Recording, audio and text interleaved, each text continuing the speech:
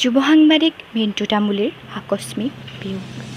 অৰুণাচল প্ৰদেশত কৰ্মৰত যুৱ সাংবাদিক মিণ্টু তামুলীৰ আকস্মিক বিয়োগত মৰ্মাহত হৈছে ৰাজ্যখনৰ সাংবাদিকসকল।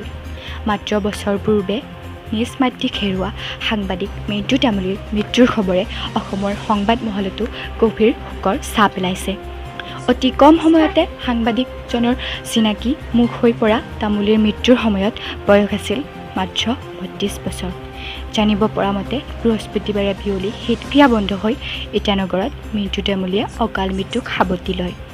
উল্লেখযোগ্য যে অৰুণাচল প্ৰদেশৰ কেইবাটাও সংবাদ প্ৰতিষ্ঠানক প্ৰতিনিধিত্ব কৰা তামুলীয়ে অসমৰ একাধিক বৈদ্যুতিন মাধ্যমৰ হৈ সাংবাদিকতা কৰিছিল।